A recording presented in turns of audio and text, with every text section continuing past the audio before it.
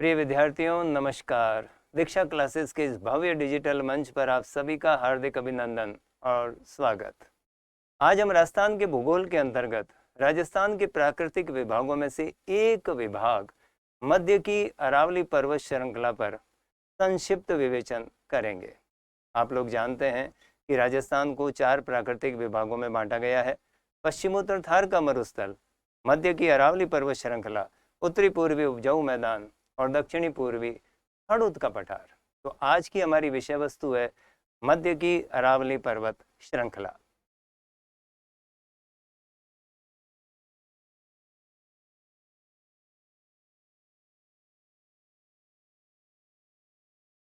ये हमारा राजस्थान है और जैसा कि आप लोग जानते हैं,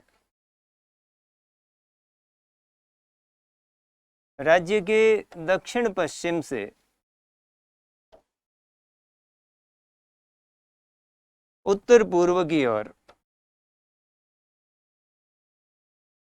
ये राज्य का दक्षिण पश्चिम और ये राज्य का उत्तरी पूर्वी भाग, राज्य के दक्षिण पश्चिम से लेकर उत्तर पूर्व की ओर मध्य की अरावली पर्वत श्रृंखला का विस्तार है।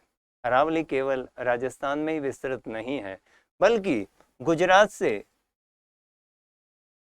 पालनपुर के पास से, यह स्थान पालनपुर है गुजरात का, पालनपुर के पास से इसका प्रारंभ हो जाता है। तत्पश्चात यह राजस्थान में अपना मुख्य योगदान देते हुए हरियाणा होते हुए नई दिल्ली तक विस्तृत है।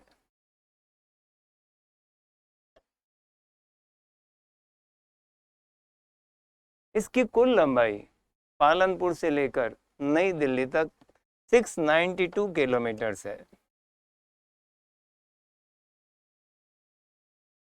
परंतु जहां तक केवल राजस्थान में इसके विस्तार की बात है, यह सिरोही जिले के पास खेड़ ब्रह्म से लेकर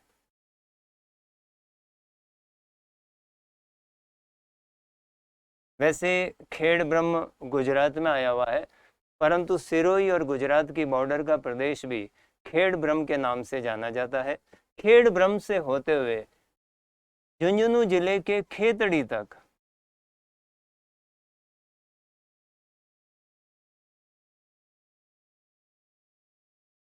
इसका राजस्थान में विस्तार है और इसकी कुल लंबाई 550 किलोमीटर। इस प्रकार हालांकि अरावली की कुल लंबाई 692 किलोमीटर है, परंतु जहां तक केवल राजस्थान में इसकी लंबाई की बात है, लगभग 550 किलोमीटर है। और इसमें एक प्रश्न आ चुका है कि अरावली की सुदूर दक्षिणी जड़ कहाँ है। ऐसा है कि जो अरावली सामने आपको दृष्टिगत हो रही है, ये केवल जमीन से ऊपर का पर्वतीय भाग है, परंतु ये श्रृंखला भूमि के अंदर भी है। पर्वत जितनी ऊंचाई ऊपर होती है, हो सकता है कि उससे भी गहराई में वे जमीन के भीतर भी हों। तो वास्तव में देखा जाए तो अरावली केवल पालनपुर से लेकर नई दिल्ली तक नहीं है, बल्कि ये जमीन के अंदर भी समाविष्ट है।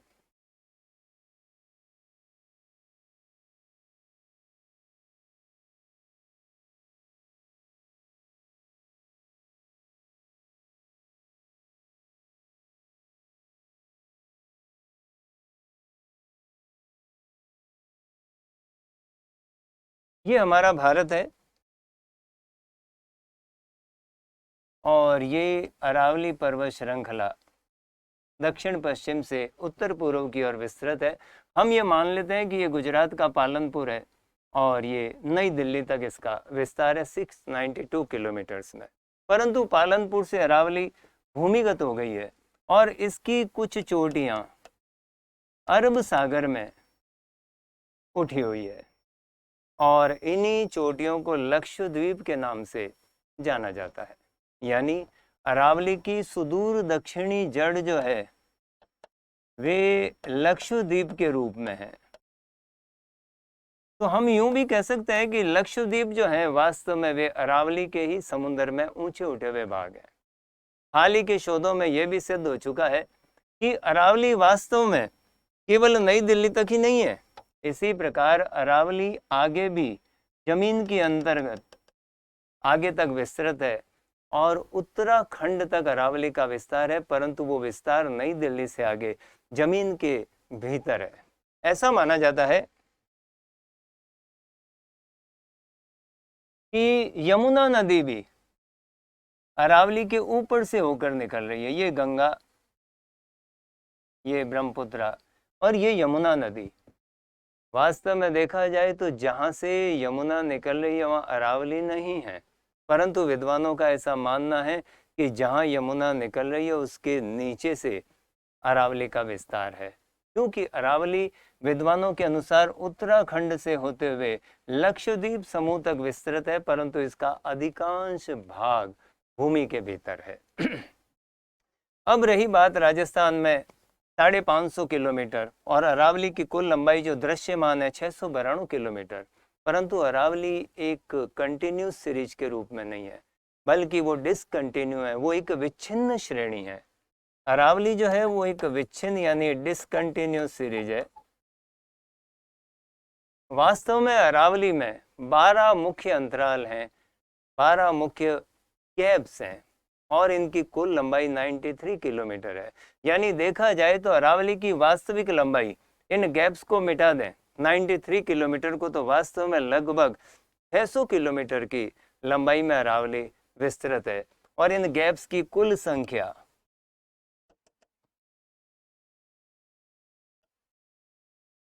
कुल अंतराल जो है वो 12 है।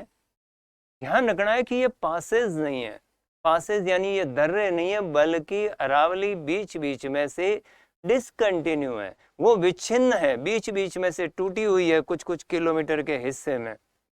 और इन अंतरालों की कुल लंबाई जो है वो 93 किलोमीटर है। आप लोगों ने सुना होगा जैसे अजवा, मोरड, घाट की ढाबी, ऊपी लावा, सांभर, ये कुछ प्रमुख गैप्स हैं अरावली के। तो हमें ये ध्यान देना है कि अरावली एक पूरी कंटिन्यूस सीरीज के रूप में न होकर वो डिसकंटिन्यू है, यानी विच्छिन्न श्रेणी के रूप में। अरावली वास्तव में क्वार्ट्जाइट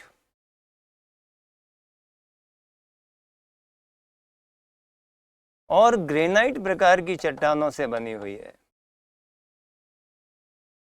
यानी अरावली का भूभाग एक अत्यधिक कठोर भाग है। आप लोग जानते हैं कि अरावली वास्तव में प्री कैम्ब्रियन काल की चट्टानों से बनी हुई है, परंतु एक समय ऐसा भी था कि अरावली की ऊंचाई हिमालय जितनी ऊंची मानी जाती है, और वो काल पड़ता है कार्बोनिफेरस काल। प्री कैम्ब्रियन काल में अरावली का उत्थान प्रारंभ होता है। वे जो चट्टानें जो प्री कैम्ब्रियन काल में वलित पर्वत श्रेणी के रूप में कन्वर्ट होती है और धीरे धीरे एक अरावली का रूप लेती है, उसकी सर्वाधिक ऊंचाई कार्बोनिफेरस काल में मानी जाती है।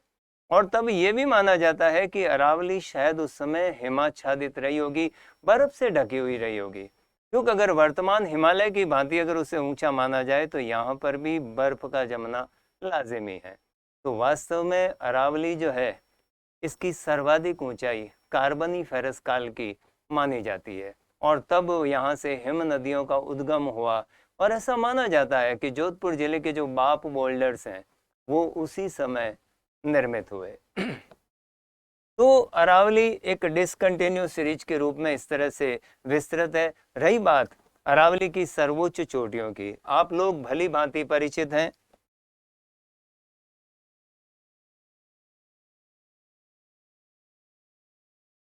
कि अरावली की सर्वोच्च चोटी शेर है, सॉरी गुरु शिखर है।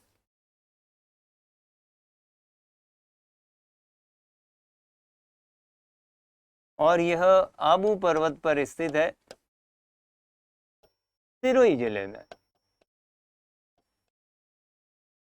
ये अरावली की सर्वोच्च चोटी है। जैसा कि आप भली भांति जानते हैं इसकी ऊंचाई 1722 मीटर है। कुछ पुस्तकों में 1727 मीटर भी दिया गया है, पर जितने भी इंटरनेशनल स्टैंडर्ड के एटलस वगैरह हैं उन सब में और इवन की राज्य सरकार के जो भी रिपोर्ट्स वगैरह हैं उन सभी में अरावली की ऊंचाई 1722 मीटर ही मिलती है। इवन की अरावली की ऊंचाई को 5650 फीट भी बताया गया है। और जैसा कि 1 मीटर बराबर 3.281 फीट होता है, तो उस दृष्टि से देखा जाए तो ये बिल्कुल 1722 मीटर होती है। परंतु कभी कभी प्रश्न ऐसे भी आए हैं जिनमें 1722 मीटर का आंकड़ा नहीं होता है और वहाँ पर तब 1727 मीटर होता है। तो ऐसी दशा में हमें अगर 1722 नहीं है तो हम इसे सही करेंगे, अन्यथा सही तो 1722 मीटर ही माना जाएगा। अगर दोनों ऑप्शन आ जाते हैं तो हमें 1722 मीटर ही करना है। कभी भी फीट में भी पूछा जा सकता है, बड़े ध्यान से प्रश्न को पढ़ना है। कल को ऑप्शन में दे दिया जाएगा अरावली की ऊंचाई कितनी है और ऑप्शन में हो 1722 फीट, 1727 फीट, 3780 फीट, 5650 फीट, तो ध्यान रखिएगा ऐसे में 1722 या 1727 सही उत्तर नहीं होगा, बल्कि अरावली की ऊंचाई तब फीट में 5650 फीट होगी। दूसरी सर्वोच्च चोटी आप लोग भली भांति जानते हैं कि शेर है और इसकी ऊंचाई है 1597 मीटर और ये भी जिला सिरोही में पड़ती है। तीसरी सर्वोच्च चोटी देलवाड़ा है और इसकी ऊंचाई 144 मीटर 1442 मीटर है और ये भी जिला सिरोही में पड़ती है। चौथी सर्वोच्च चोटी जरगा है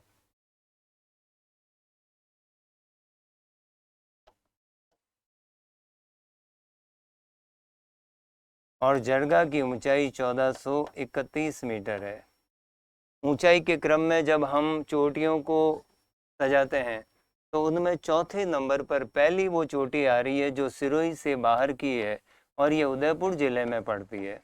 तो इसका मतलब ये हुआ कि जरगा उदयपुर जिले की भी सर्वोच्च चोटी है। कभी भी ऐसा आ सकता है कि उदयपुर जिले की सर्वोच्च चोटी कौन सी है, तो वो जरगा है। जरगा पर्वत की भी सर्वोच्च चोटी है। ये मेवाड़ अरावली की भी सर्वोच्च चोटी है, जैसा भी प्रश्न पूछा जाए। पांचवी सर्वोच्च चोटी अचलगढ़ है और ये 1380 मीटर ऊंची है। ये वापस सिरोही जिले में आती है। छठी सर्वोच्च चोटी कुंभलगढ़ है और इसकी ऊंचाई है 1224 मीटर और ये राजसमंद जिले में स्थित है। इस प्रकार यह भी प्रश्न बनता है कि राजसमंद जिले की सर्वोच्च चोटी कौन सी है। जैसे जरगा उदयपुर जिले की सर्वोच्च चोटी है, कुंभलगढ़ अरावली की छठी सर्वोच्च चोटी है और वहीं राजसमंद जिले की भी वो सर्वोच्च चोटी है। सातवीं सर्वोच्च चोटी है धौलिया। धौलिया या धौलिया डूंगर, इसकी ऊंचाई 1287 मीटर है, सॉरी 1187 मीटर है और यह उदयपुर जिले में पड़ती है। आठवीं सर्वोच्च चोटी जैलिया डूंगर है और इसकी ऊंचाई 1166 मीटर है और ये भी उदयपुर जिले में पड़ती है। यानी उदयपुर जिले की सर्वोच्च चोटी जरगा और दूसरे नंबर की सर्वोच्च चोटी धौलिया और उदयपुर जिले की तीसरी सर्वोच्च चोटी जैलिया डूंगर। नवीं चोटी शैवला सर्वोच्च है और 10वीं सर्वोच्च चोटी जयराज है। ये दोनों शैवला और जयराज दोनों ही सिरोही जिले में स्थित है। यानी बड़ी ताज्जुब की बात है कि हम जो देखते हैं कि रघुनाथगढ़ कई पुस्तकों में 5वें 6ठे 7वें नंबर पर बताई जाती है क्योंकि उसकी ऊंचाई 1055 मीटर है, परंतु वास्तव में उसका अरावली की टॉप 10 पर्वत चोटियों में भी स्थान नहीं है। तो आप बहुत ही अवेयर रहें प्रश्न में, कभी भी जब ऐसा प्रश्न पूछा जाए तो कि रघुनाथगढ़ का नंबर टॉप 10 में नहीं है। नेक्स्ट, अब रही बात कि अरावली का राजस्थान के लिए महत्व क्या है। जैसा कि अरावली सर्वोच्च पर्वत चोटी है,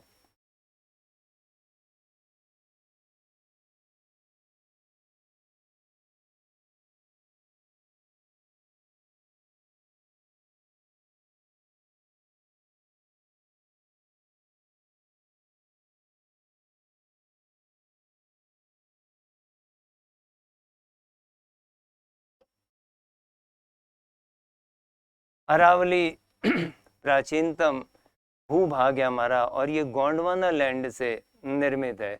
यही कारण है कि अरावली में कई प्रकार के खनिजों की भरमार है। जैसे झुंझुनू जिले में खेतड़ी में तांबा निकलता है, इन्हीं में नागौर जिले में मार्बल भी निकलता है और टंगस्टन की भी पहाड़ियां हैं। इसी प्रकार उदयपुर राजसमंद जिले में सीसा जस्ता निकलता है। मोटे तौर पर संगमरमर के व्यापक भंडार भी अरावली में संरक्षित है, मुख्यतः अजमेर जिले में, उदयपुर जिले में और राजसमंद जिले में। कुल मिला के अरावली में लगभग 45 से 50 प्रकार के खनिज प्राप्त होते हैं। पूरे राजस्थान में खनिज विभाग के अनुसार 79 प्रकार के खनिज प्राप्त होते हैं। 79 प्रकार के रिकॉर्डेड खनिज हैं जो राजस्थान में उपलब्ध हैं। उनमें से अकेले अरावली में लगभग 45 से 50 प्रकार के खनिज प्राप्त होते हैं और इसीलिए अरावली को खनिजों का अजैब घर भी कहा जाता है।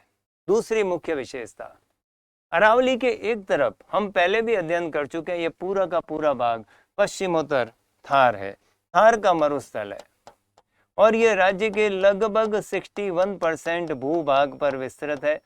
और अगर हम अरावली के केवल इस पश्चिमी भाग का आकलन करें तो ये राज्य का लगभग 58% भाग है एक प्राकृतिक विभाग के रूप में, और ये पूरा भाग मरुस्थलीय है और इस मरुस्थल का विस्तार हो रहा है।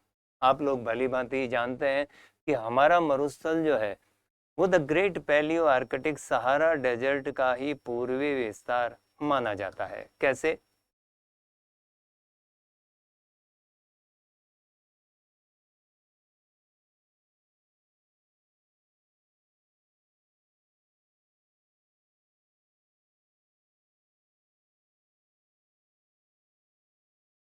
ये भूमध्य रेखा है,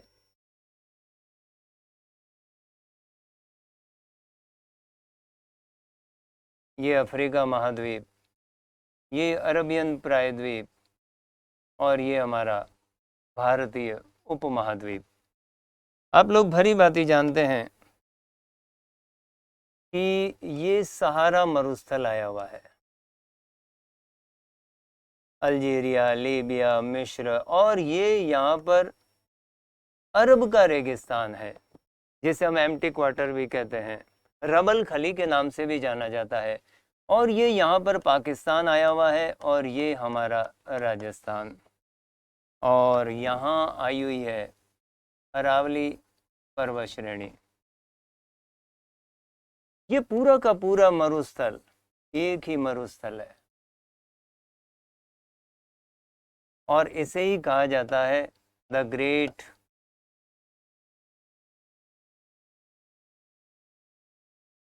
पैलियो आर्कटिक सहारा मरुस्थल।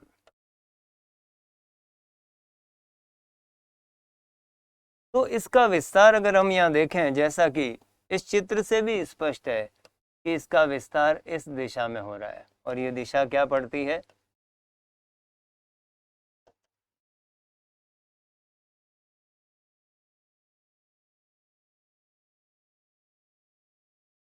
ये दिशा पड़ती है पूर्व, ये पश्चिम, ये उत्तर और ये दक्षिण, यानी इसका विस्तार हो रहा है उत्तर पूर्व की ओर, नॉर्थ ईस्ट की ओर। तो राजस्थान में भी इस मरुस्थल का विस्तार मोटे तौर पर उत्तर पूर्व की ओर हो रहा है। अगर बीच में ये अरावली नहीं होती तो इस मरुस्थल का विस्तार शायद यहाँ पर भी सभी जगह हो चुका होता। हालांकि इसरो द्वारा जो मरुस्थलीकरण पर रिपोर्ट जारी की गई है उसके अनुसार अरावली के पूर्व में भी कुछ भागों में राज्य के 5 जिलों में अरावली के पूर्व में 5 जिलों में इस थार के मरुस्थल का विस्तार हो चुका है। क्योंकि इसका मैंने कारण भी बताया है कि अरावली एक कंटिन्यूस सीरीज नहीं है, बल्कि बीच बीच में से डिसकंटिन्यू है और उन्हीं में से होकर रेगिस्तान का प्रसार पूर्व की ओर हो रहा है। पहले भी हम उल्लेख कर चुके हैं कि वे 5 जिले हैं राजस। शॉर्ट में इनको राजस में याद कर लें। R for Rajsamand, A for Alwar, J for Jaipur, A for Ajmer and S for Sirohi. ये 5 वो जिले हैं जो धीरे धीरे मरुस्थलीकरण की चपेट में आ रहे हैं। आप लोग भली भांति जानते हैं इस बात को कि अरावली के राजस्थान की मानसून प्रक्रिया में भी अरावली का योगदान है। इस मानसून प्रक्रिया को हम अगले एपिसोड में डिटेल समझेंगे। फिलहाल इतना ही। Thank you.